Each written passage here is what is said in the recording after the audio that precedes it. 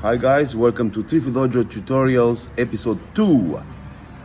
I hope you enjoyed episode 1 and you will probably need to go to episode 1 for some things to make sense, especially the Kata, the first Kata, Taikyoku Sono Ichi. The first 5 steps are in episode 1. I hope you enjoy and see you at the dojo. Os! Okay, one of the exercises today is the tuck jump. So demonstrate one please. Okay, so now you have to bring your knees up to your chest, and at the same time when you're landing, the feet, you have to land nice and light. So that's good. It's very healthy as well to land on your ball foot, don't land on your heels. So these are so you do that in different, you can do it in blocks of 10, 20, or you can put a timer on. You can do like 1 minute non-stop, and you try to keep the same quality. That's the first exercise. The second exercise, we'll be doing push-up hand claps. So the hand clap push-ups, first of all, you will have to do normal push-ups, okay? Normal push-ups. You have to be able to do that before you even attempt to do clapping push-ups. So going down and up. Okay, now with the hand clap push-ups, you can go down, and then from here you jump, clap your hands and land. Okay, so once again down, clap your hands and land. Now you can also do this from here. It's also very good for your explosive power without actually the push-up. From here, just jump and that, jump and that. Okay, now if you can't do even that, then you can start by doing little hops like this. Little hops like this, hands getting closer, closer until you go all the way to here, right? So these are the steps. So small ones, small ones, small ones, and then big one, or all the way with push-up. Okay, os. Okay. That was a good one. So very important in martial arts is the abdomen, the midsection. So there are different ways to build that. So today we'll be doing a few exercises to try to strengthen this part here. Okay, there are a few benefits of it. 2 of them is basically, having a good posture and looking good, which that's most people want to do it for. And the other one is for to be able to take a hit and be able to tense your abs. So when you take a hit, you can take it because you have good abdominal muscles. Okay, so we'll be doing today a couple of exercises. So from here, legs are straight, then coming up, put your hands down and just up and down. Try to point your toes and down. Another way, we go side to side. Side, side, side, side, side, side, side, side, side, okay? Another one we can do, legs are up, here, not too high, and then from here come up. Call this scissors. You can do it this way, or you can do it the other way, this way. Okay, now don't be scared when it starts hurting.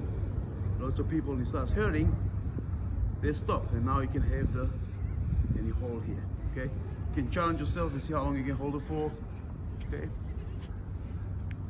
Then again, you can start with the whole set and see how you go. Pause. Hi guys, this is Shihan Daniel, Sensei Lynne. We're just about to show you some self-defense. So Shihan Daniel's gonna grab my arm and he's gonna do it aggressively because that's how in real life it would happen. So he's got a strong hold on my arm. I cannot escape this. No matter what I do, he can actually pull me back, and from here he can do anything he likes. So I've got to get out fast. You take your arm away forcefully. You can't do that just by pulling it. You've got to use your other arm for additional help. Take it, the maneuver has to be speedy, it has to be fast. So make sure that when you're doing this, you use your other arm super fast, grab and pull away, and then run for your life. So next section is about blocking, being safe. When you're fighting, as a martial artist, it's my responsibility to teach all my students to defend themselves. So first is attacks are coming forward to your head. You put your hands on your head You will into your head. You still have enough space to see what's going on. But if you look from the side, here, the hands are willed to your head. Someone is coming in with incredible force, coming forward. You're really not sure what to do. You stay up. Another thing you need to do, bring your chin in. So it's basically you have no neck. That's what it is. Your neck disappears. Magic trick, right? So you put your chin in, and you bring your arms up, willed into your head. Now you gotta worry about the hooks coming in, and for the hooks, you do this, and you do all on the same on the other side. So this is it. This is your defense for head attacks. And from here, of course, you're looking for the opening. Right? You don't stay there for too long. They're gonna find a gap eventually. This for the head. Now for the body. Okay, from here first the angle, and you got this, and you got now for if they are attacking your head, for the body you gotta be careful. You don't bring your arms down too much. So then you bring the leg in. You create a shield here. Create a shield on the side. So this is your shin and your forearm coming together and doing this. Right? You don't want to bring your arm down because you open up your head. So from here, coming in, and then you bring this, and then you have this covered on this side, and then same on the other side. You want to make yourself very hard to hit. Avoid trying to open up the block. A lot of people do that, they overcommit for the block. They throw both arms to one side, both arms down for you're opening up. Look how many openings my opponent has now, or here. So stay there, don't give too much away, because there are combinations where your opponent comes to one side, so you open up, and it goes back to the center. So you stay here, and you throw your shots from this position. Hands are up, coming in. Defense, normal. Defense, normal. Defense, normal. Defense, normal. Defense, back to normal. Defense, back to normal. You see how I'm bringing my arms up as well? When I defend for this, for the low kick, I'm ready for whatever my opponent throws on me. Yeah. Okay. So now we're working on angles. So fighting stance, and then we have to understand that we not always want to fight our opponent there. Okay, lots of our bases come front and back. Now we want to create angles. So one way to create angles, an easy way without complicating things, you're just moving one leg at a time. So you go, this leg is back, so you create a 45-degree angle, right? So now you just see you punching, keep the same combination, and then you're moving out of the way, 1, 2, 45, and then back. Now you can go 45 the other way, 1, 2. So now you have to always go back to the center, so that way you know where the center is. So where you start everything from. So you start from here, you go 1, 2, then you go, next one you go this way, 1, 2, then you go back to the center again. You can create another combination here, then you go back the other way, 1, 2. Now we're looking at 45-degree angles, okay? Now, doesn't have to be 45. Sometimes all you do is just a slight change. So for example, 1, 2, you just change a little bit the angle, 1, 2, right? Sometimes you can go all the way to 90. Someone's coming with a flying front kick, boom, you're here, and then you try to catch him as he's landing, right? Yokogeri or psychic. So please demonstrate one, Jordan. Okay, so now let's break it down in a few steps. So first, knee comes up, then extend, then back, and down on the floor. Okay, so there are 3 different levels. So one is to the knee, attack to the knee. Then another one is attack to the midsection, then attack to the head. Okay, so the foot position is sokuto, so the side foot, that's what we're looking for there, side foot position. So now let's do the kick again, one more time, and that's what we'll be kicking with. Okay, this part here, sokuto. More towards the heel than the toes, okay? So you don't really want your toes to get involved. They're not very strong. Okay, so one more time. So let's go gedan, lower, then chudan, middle, and gedan. Okay, the next kick will be hook kick. Hook kick. And again, slowly demonstrate. One comes up. Okay, so again, knee comes up and around. And now you can kick that with Chusoku, ball foot. Okay, use this part here, and you can kick that with a heel as well, Kakato. Okay, all right, so that's the two different targets. Okay, or Kakato. All right, so slowly again, break it down a bit. So first knee comes up to the side, you turn to the side, and then the hook kick. One more time, knee comes up, and hook kick. So let's break it down in steps. 1, 2, 3. Good. 1, 2, 3. Good. And the last kick from the 3 kicks I'll be doing this week, practicing this week, is backspinning kick, or Ushiro Mawashigeri. So, Ushiro Mawashigeri.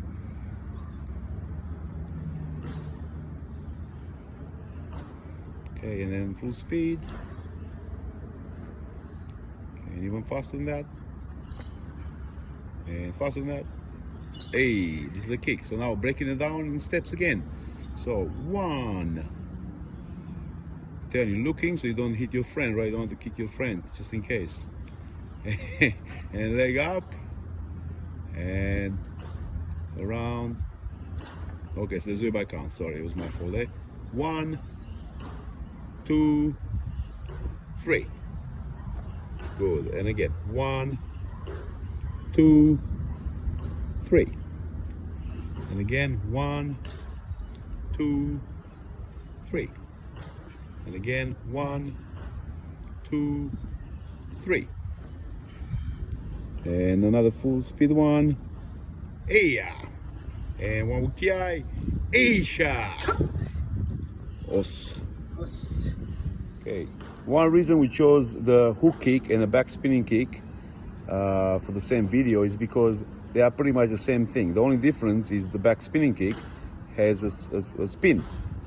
Okay, but if you're looking at it, it's basically just a hook kick. So this is a hook kick, and then you just spin and you do a hook kick, right? And that's what it is. So if you have a good hook kick, then all you need to do is just have to work on your spin, and of course your balance is a bit different. We get a lot of questions about gedan barai. So especially when students come across gedan barai in the first kata, they don't know what to do. So in the first kata, you have the first move, gedan barai. Now the full name of this block is mae gedan barai. Actually, you have to put seiken in front too, because the hand is closed. If it's like this, it's shuto gedan barai, but the hand is closed, the clenched fist, therefore it's called seiken mae gedan barai. So from here, we break it up in 2 steps. Step 1, you bring this hand from here across next to your ear, and at the same time, the hand that's here, which is just past your body from the previous block, you bring that to the center. So this is the first step, 1. And the second step, the hand comes down, and this one is actually the actual block, but we have to focus on the hikite, the other hand coming back. And this forms a power because one pushes, and then we have the impact. If this finishes too early, and this comes after, we don't have that impact. So you gotta have this moment, where you're deflecting the attack, right? So once again, step 1 and step 2. Again, step 1 and step 2. Okay, one more time. Ready? And H, boom. And the other arm, ne, boom. San, pa, shi, pa. With a lot of energy. It's called kime, when you put all your might into your technique. There's one more addition, one more tip about gedan barai. This hand, when it comes up here, lots of people have it like this. It's very important that's turned this way, because we must, when we bring it down, we must deflect the attack, not face the attack in a brutal manner. We want martial arts to be for everyone. So imagine if you're a smaller person against a bigger person, and you just face the attack like really like bone on bone. So you want to have that ability to deflect the attack. So that's one of the reasons where the blocks have that ability to deflect. So attack is coming, and with your ability to twist, you can send the attack off course and not crash with your opponent. Okay, so last week we finished with the left leg in front, was the 5th step of the kata. And now we're gonna follow with the next 5 steps, okay? So this is where we left it at last week with the gedan barai. So now the next 5 steps, we have right leg goes in front. So 3 steps forward, 1, 2, 3. So once again, let's do the last 3 steps again. So left leg was in front, and we had 3 steps forward, very easy. Forward 3 times. So right, left, and right again. So finishing on right. Now this is a tricky one. The step after this, okay? So this is probably the trickiest step in the whole kata, right? So from here, we're turning, spinning around. The foot comes all the way back here. So watch again. From here, we are going to move our leg all the way to here. And from here, we are turning our body. This is step number 9 in the kata, okay? And it's a gedan barai. And then we have step number 10. Now we are exactly halfway to the kata. So step number 10 in the kata. So let's go back to that step. So we have the 5th step in the kata from last week, which you have to see episode 1 to make any sense. So this is the one, and we are doing 3 steps. 1, 2, 3, and this is Chudan Tsuki, right? And now that step, the tricky step, the leg goes all the way here, and turning, and block. And what we do after that, we just go forward and punch. We're gonna leave it at this week, but again, the hardest part in this is this step number 9. So count number 9, and this is the right leg is in front, and watch again, we are going all the way here. So when we're turning, we have the full Zen Kutsudachi with this leg bent. Most important to have the space here in between. The most common mistake is you want to take it in the same line, and you have the feet in the same line, which is no Zen Kutsudachi, or you go too short. You go just here and you try to recover afterwards.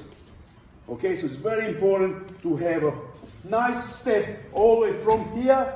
We're going all the way. So you have to know exactly where you're landing it, and when you're turning, you just do 1 turn and you have the stance. That way you ensure a Zen Kutsudachi. We have the shin perpendicular to the ground, and you have this leg straight, back leg is straight, these toes facing forward, these toes going 45 degrees. Okay, and what we're doing after that is just stepping and punch. So every time we're turning, we have a block. Every other time we're punching, right? So remember, you have to go back to episode 1 to get those first 5 steps, and we put it together with these 5. So together we have at the moment 10 steps, and we have 10 steps left, okay? Practice this. If you find it too easy, you face different directions in the dojo. You go 45 degrees. You can do it with ura if it's too easy. Regardless, you have to practice. Make sure that you can do it no matter which dojo you're going to, which direction, you have to be able to do it. So keep practicing. See you next week. Os!